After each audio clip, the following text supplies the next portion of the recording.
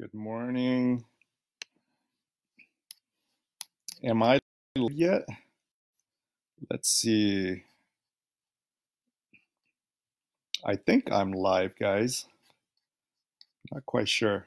Let me see here. I'm using this new Facebook Live. Looks like an app or something that that is available. So it's interesting with this new Facebook Live platform. I'm able to post simultaneously on several different platforms, several different pages that, and it's simultaneous at the same time that when I go on Facebook Live on like one page, I can actually be Facebook Living on several different pages that I'm a administrator of. So it's kind of neat. So so not only are we on Facebook Live for this, hey Ben, for this Health Talks with Dr. Trinh, we're also on Facebook Live with the Healthy Brain Club, and we're on Facebook Live with HCF International, Healthcare Christian Fellowship International, and I'm also on Facebook Live simultaneously right now on I think Foscaris Penny's site, Foscaris Wellness. So it's a very neat tool that Facebook now allows you to do. That hey Vicky, yes, I'm alive. It's a really neat tool where if I'm on Facebook Live for one location, as long as I am a administrator for different Facebook Live pages, I can be completely live on those other Facebook pages that uh, administering or administrator, I think, with that. And so I'm actually on Facebook Live at like 5 different pages right now as I'm speaking, which is kind of neat how what technology can do and the reach that you can do. The and so let me see. I got questions already on chat. Nance asking for a friend, can you get COVID after recovering? She thinks she got it again. Nancy, the best way to really know is to check to see if she got it again. And um, theoretically, I mean, if it's like the flu and you get the flu for this flu season and you recover from the flu, ideally you don't catch the same flu twice. I don't 100% know because COVID is so new, coronavirus dash 19. But ideally, we believe that if you develop your immune system has fought the coronavirus and have beat the coronavirus, you should not get the same infection, at least from the same strain, right? I can't really talk about different. We know that there are a number of strains for the coronavirus. So the other question is, can you catch another strain? So it's a good question that I don't have an answer to. But you shouldn't get it twice unless it's a different strain or something like that. Good morning, Sherry. And yeah, so have her get tested again is what I would recommend. I wanted to talk today, guys, about mental health, stress, and anxiety that many Americans and many in the world actually is going through from as a result of this pandemic. There's a lot of reasons to be stressful for. We know that I read somewhere that 1 out of 7 Americans are unemployed. That is, if that's true, that is a huge number of folks who are out of work, and many are worried about their finances, right? I've I've read also that, and this was like maybe several weeks ago. I read somewhere, and correct me if I'm wrong, guys, if you heard the same. I read somewhere that approximately there's a good number of Americans that have maybe on average $400 in their account to survive on. I saw that somewhere. I don't remember where I saw it on the web or if it's even true or not. But a good number of Americans have like $400 to survive on. And I can only imagine the stress, if that is true, that if you have a bank account that that where you're just living from paycheck to paycheck, and all of a sudden you've lost your job, I can only imagine the stress of that, and I can and maybe that's why there are people protesting to open up the economy, to get back to work.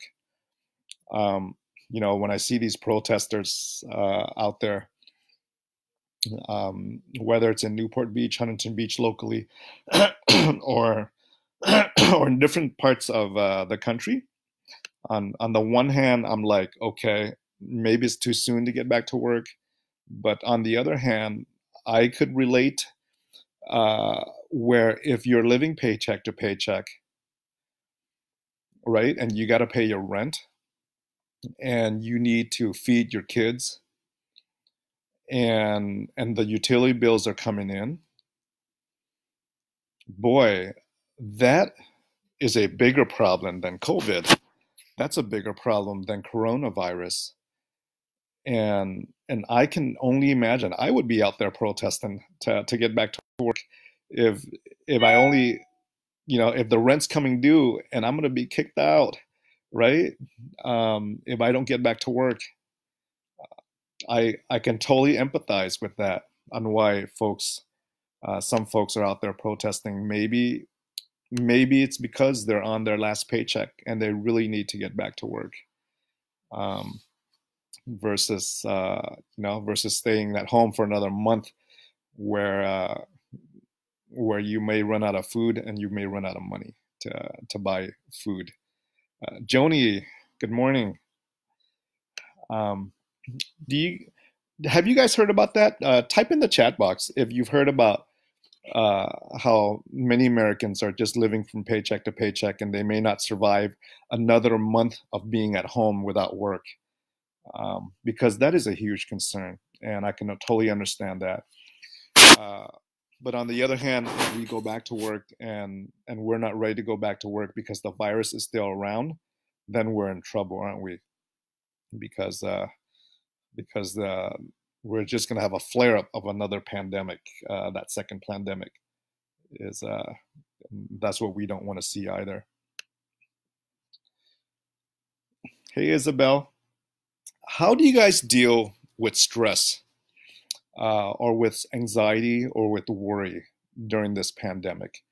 Uh, I'm curious what you guys do. Type in the chat box what you are currently doing now to address the stress that you may be going through. Um, what are you doing now to address the anxiety, the worry, the fear? I want to hear and know what folks are doing. Type in the chat box what you do. And with that, Sharon says, "Thank God for food bank." Yes, thank God for food banks. Thank God for organizations that are giving out food, delivering food, and organizations that are helping out. I was Joanne watches movies. Ben says very prevalent here in Mexico. What is prevalent in Mexico, Ben? People living from paycheck to paycheck? Um, Nancy says walking is great. Yes, I do a little bit of walking. I try to do a little bit of walking every day, guys. I think walking is a way to relieve stress. Uh, Definitely. Sherry says, I know a lot of caregivers that are living from paycheck to paycheck. See, if I was living from paycheck to paycheck and my rent is due and I have to feed my kids, I have to feed my husband or wife, shoot, I would be out there protesting, guys. I want my job back, right? Because because it's not COVID that scares me, it's being homeless without a job that scares me, right? Isabel says prayer and exercise. Yeah, you know the one good thing that came out of this, guys, is uh, is we started this prayer group, right?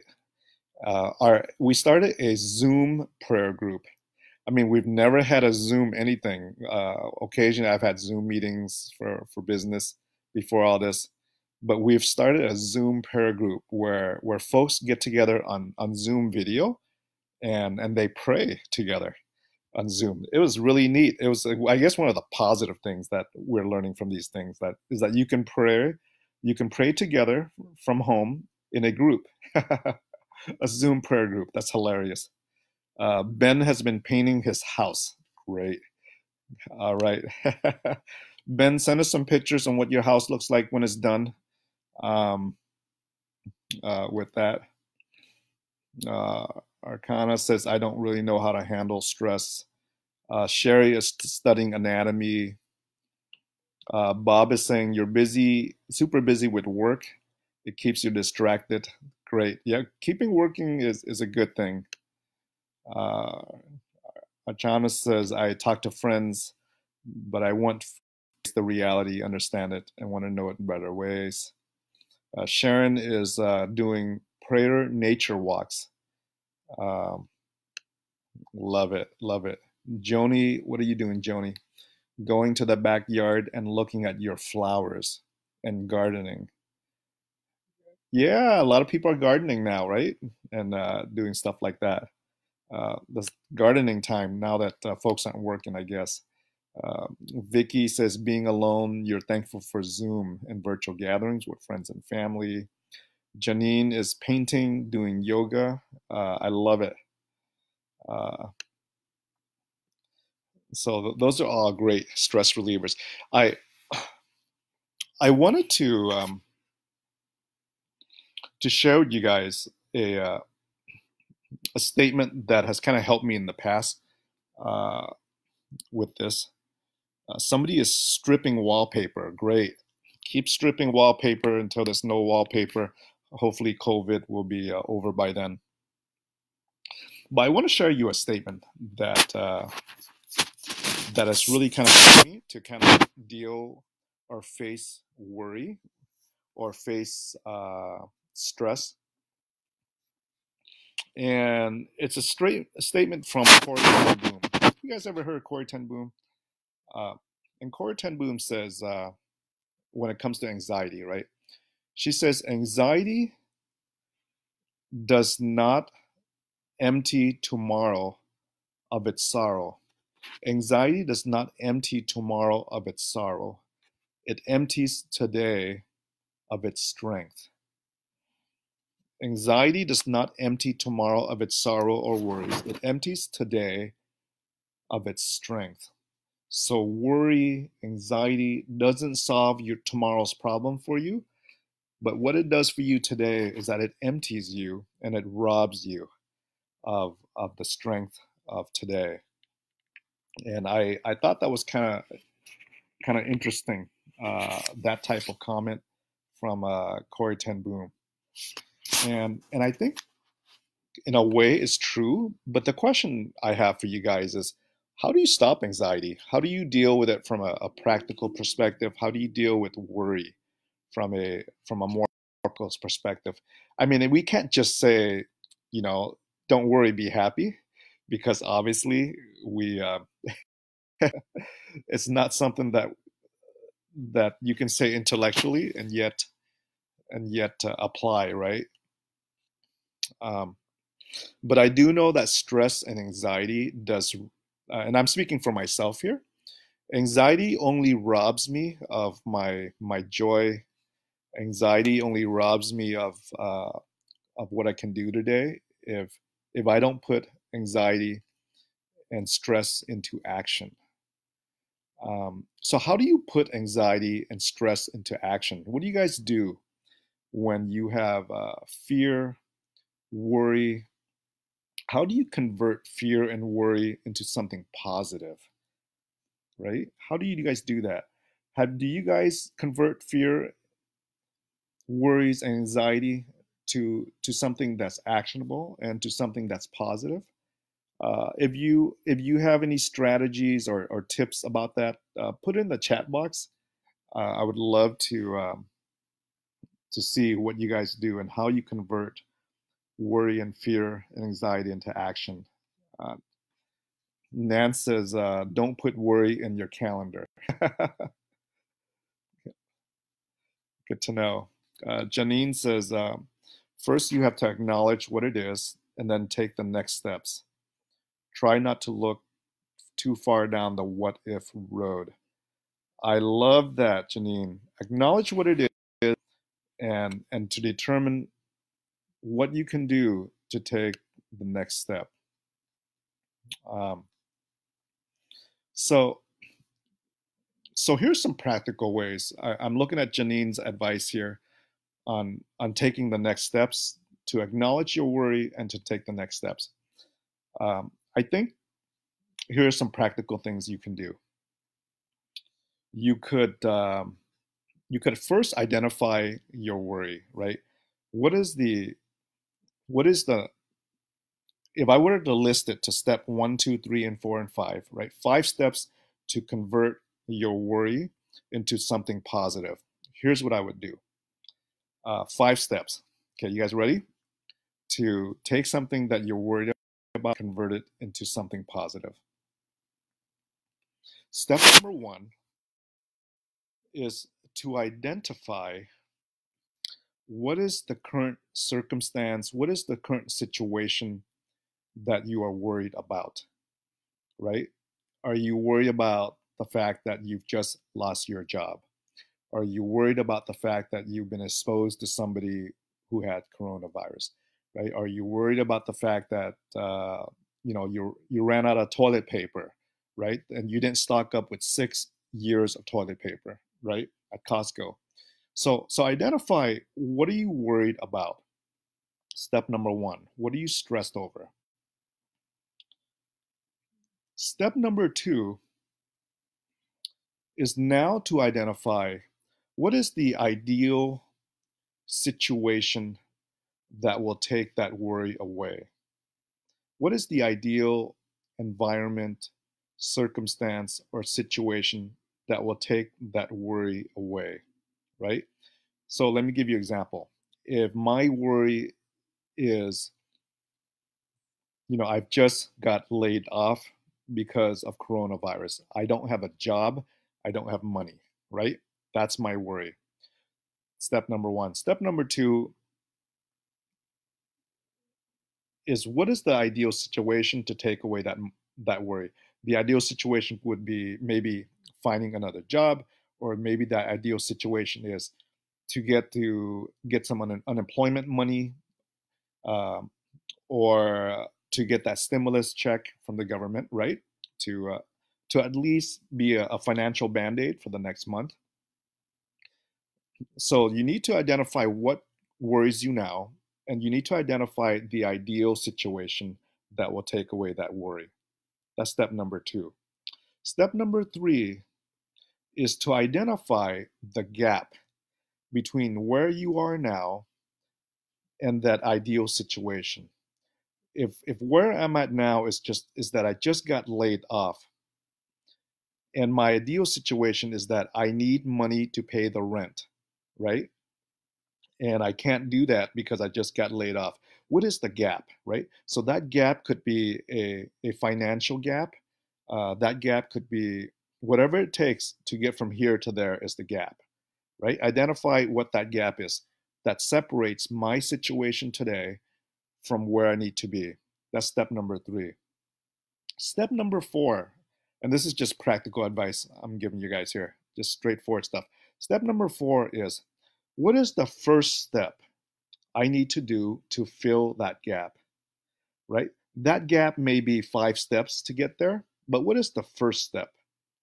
What is the first step to fill that gap, to meet that gap? And so if I just got laid off and and and so, which is my worry, my fear, my concern, my anxiety, my current situation, and the ideal situation is that I have a job, right? Um, that gap though could be, let's find a job, right? Let's look around. What else can I do? Um, that may be several steps to find a job, but what is the first step you need to do to find that job? That first step could be maybe to figure out what else I can do now, right? To get some cash in my bank account to pay the rent. And that could be, what do I have at home that maybe I can put on eBay, right? Or Amazon to sell to fill that gap. Or that first step could be, what time can I go and start to apply for unemployment, right? The unemployment department, right? And look up and see what time they open. That's a first step, right? And I figure out, like, it's open at 10. Let me be there at 9:30. Do you see what I mean? You gotta find out what that first step is to fill that gap, and you have to move on the first step. You can't solve an entire problem in one setting, but you can take a step at a time to fill that gap. Maybe that first step is let me just look and see who's hiring, right, during this time. Maybe I can do something different for the next month. Maybe I can be an Uber driver, right? Maybe I can do some online work. So maybe the first step is, let me go look and see who's hiring. Let me go online and look at jobs that are, that can be done from home, um, through a computer, right? So so figuring out that first step to fill the gap, what you can do today, and then doing that first step, guys, relieves anxiety, relieves a little bit of stress, because you're moving forward, right? To filling a gap between what causes stress now, what causes worry now, what causes anxiety now, to your ideal state, right? Filling the gap is what I call it. What can you do in that first step? And then number 5 is really trying to take that first step of what you need to do next, and picking a date of when, picking a deadline date of actually doing that step, right? When do I want to go back to make sure that I did my first step? Okay, because oftentimes we can have plans, but without deadlines and dates to accomplishing our plan, you know what happens, right? It just remains a plan. It never goes forward without a date, right? I've learned that a lot in just business development and practice management and project management, is that having a plan without a deadline is not having a plan. Because I can plan to have a garden, to plant a few trees. I may have planned this 10 years ago and it still hasn't been done without a deadline. Do you see what I'm talking about? Having a date of when you want to go back and to look back and make sure that step one's been done. Once step one's been done, you start step two, okay, of filling that gap. Um, so, so these are the 5 steps. Let me go over it with you again. Step 1, identifying what worries you, identifying the stress you have today, identifying the anxiety you have today, with whether it's coronavirus or related coronavirus, losing your job, right, running out of food, whatever it is, right? what worries you today? What is the circumstance that causes you to worry today? Step number one. Step number two is, where do you need to be for this worry to go away? What situation or circumstances do you need to be at for this worry to go away? Step number three is identifying that gap between where you are at now and what needs to be done to make that worry goes away, right? What is that gap? Step number four is, what is the first step, the first action item that I can do today to fill that gap, right? Write it down. When you guys do this, you guys should be writing it down, an action plan on paper. What is the first step that I can do to fill this gap? And number five, lastly, and probably most important, is when is my deadline? When do I want to fill this gap by? I want to do this step one by tomorrow, by next week, because without deadlines, nothing gets done, right? And it's a deadline to go back and review that you've done it, right? Kind of like the five. So these are kind of like the things I've done when I do projects, guys. Whether I'm doing a project for tongue out, or a project for research or for work, I create these five steps. I write them down, right? Where am I at today? Where do I want to be? What is the gap between today, my circumstance today, and where I need to be? What is the first step to fulfilling that gap? And then number five is, what is the deadline that I want to give myself that's reasonable to take that first step? And it has to be a hard deadline. It has to be a date. If you don't write down your date, it doesn't get done. I can tell you that, because it's just life, and it's just reality with human nature, right? We can have 1,000 plans in our mind and zero action. um, that's kind of the technique, guys, that I use when I need to get things done, and especially to address the anxieties, and to convert anxiety, to convert stress, to convert fear, to convert worry into something that is actionable, other than keeping it in here and letting it drag you down, letting it rob you of life, right? Of joy and of meaning. Because worry without action, guys, is useless, right? Worry without action is useless. Uh, when you worry and there's nothing that you can do about the worry, what is the point, right? Of, of just concentrating on things that you cannot do anything about. So, so my point is this: when you're worried about something, take action to do something about it. If there's something you can do about the worry, do it. If there's nothing you can do about the worry, move on, because it doesn't help to live in worry long term, right? We all worry. It's impossible not to worry, especially now with coronavirus. But you want to convert your worry to action, right? If you can do something about it, uh, do those five steps to take action, right? Those are the five steps. Dr. Trin's 5 steps to take action. I'll email that to you, right? If you're on my database, to convert anxiety and fear to take action. Um, I was listening to, actually, I was reading this morning. Uh, I don't know if you guys have ever heard of John Maxwell. I really like his stuff. And I read something from John Maxwell this morning about when a plane is taking off, right, from the airport. When a plane is taken off from the airport and it flies up, the plane always fly against the wind, right? The plane always fly against the wind, not with the wind. And what John Maxwell was saying is that we're always going to face opposition in life. Just like a plane taking off, we're always going to face opposition in life.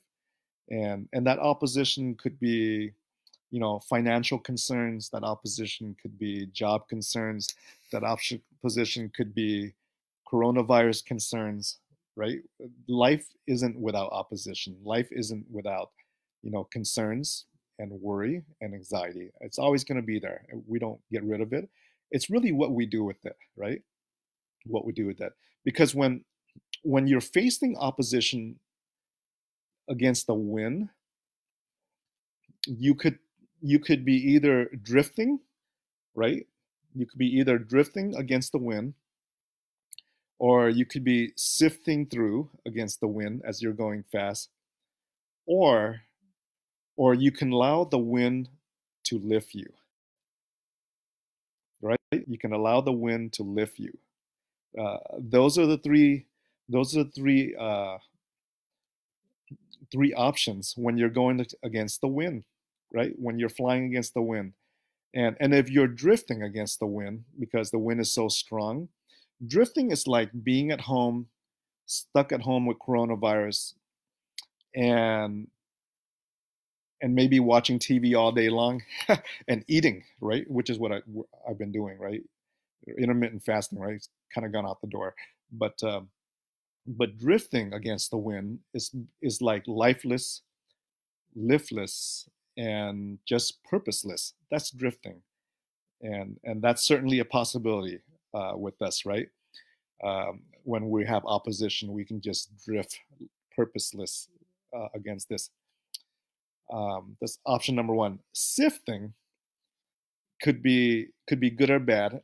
It's kind of like that scripture verse, um, going through fire and then allowing that fire to purify you. You guys remember what that is? I don't know. I think there's a terminology to it, being cleansed through fire. If you know what that is, put it in the comment section. There's a scripture on that, of being purified through fire. So that's sifting. Maybe being stuck at home allows you to sift out and realign your purpose in life, right? Maybe it allows you to sift out and realize that maybe half the stuff you were running around doing, was just being busy and not necessarily doing things that are important, right? There's a difference between being busy and doing things that are important. You can be busy and doing unimportant things, right? Uh, the so sifting is a possibility when we're sitting at home, sifting through the things that we need to do, realigning our purpose with our values and our actions.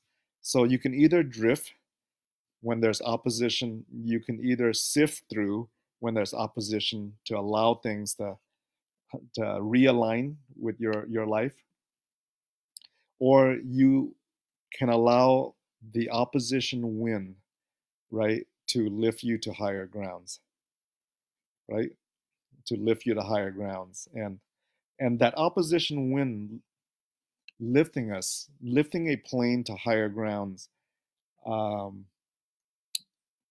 is basically using something like fear, anxiety, worry, stress, and converting it to something good, right? To propel you to move forward. Um, some examples I can give you of what I've seen that's been really positive through this whole coronavirus situation, is that I've learned more about Zoom than I ever have, and that there are things I can do with Zoom that are beneficial.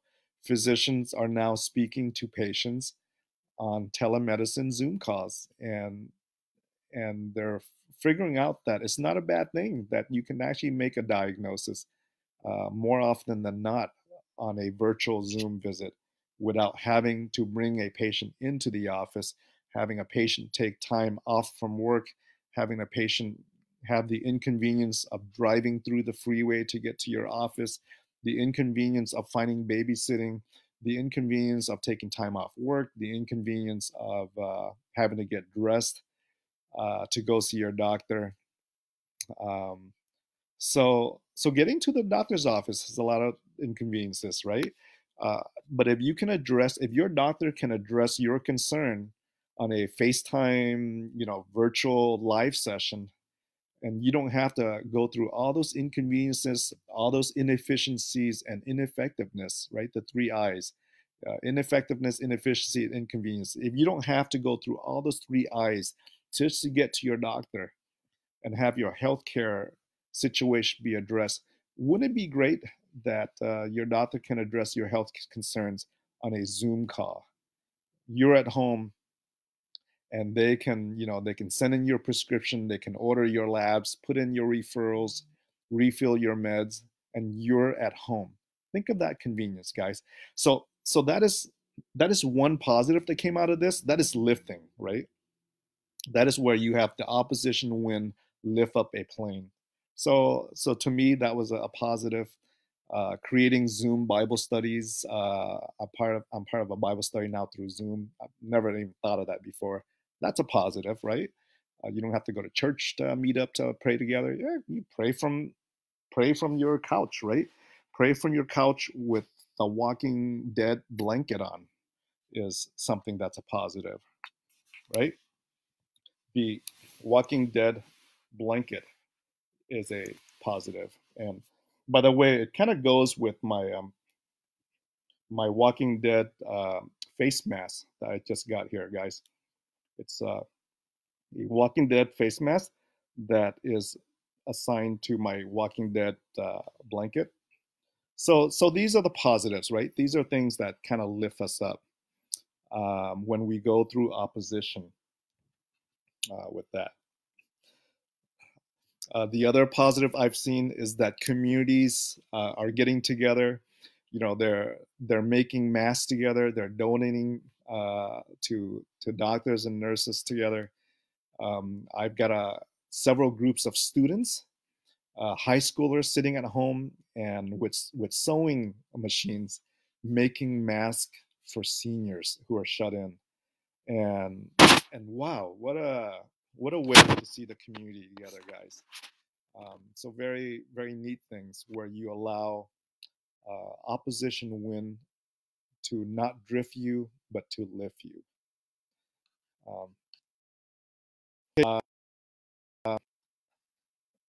I just want to talk about that today because it deals with really mental health today. Today, we've always talked about physical health of physical issues of medicine. Rarely do we talk about mental and emotional health.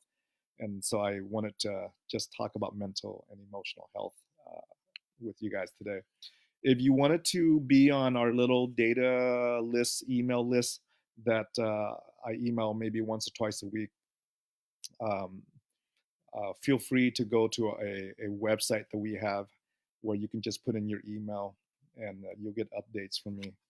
The website is just coronavupdate.com, corona v like virus update.com, and put in your email, and you'll get my emails like once or twice a week or something like that.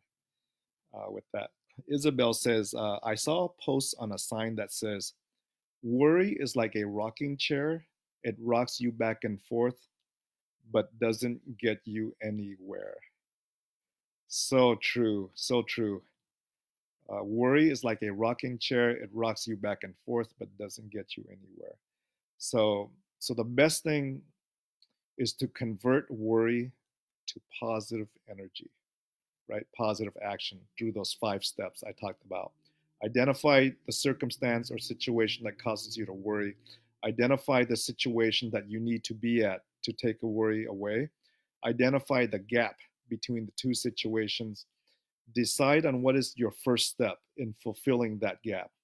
And then identifying a deadline date where you're going to do that first step to move forward.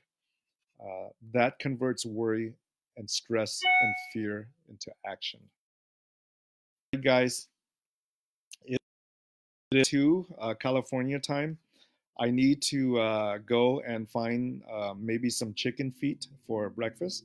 So I'm going to sign out here, and God bless until next Thursday for the long talk. And then I'll try to do these little snippets every day for you guys, like maybe 5 minutes of whatever comes to mind about health and, and wellness and stuff like that as well. And it'll be on this channel. or the multiple channels that I may be on right now. I think I'm on the Healthy Brain Club, uh, Foscaris Wellness page. I think I'm on Healthcare Christian Fellowship page and a few other pages. If you're an administrator and you run a Facebook page and you want to be and you want my talk on it, just let me know and direct message me and we'll talk about it. God bless. Take care, okay? And we'll see you later.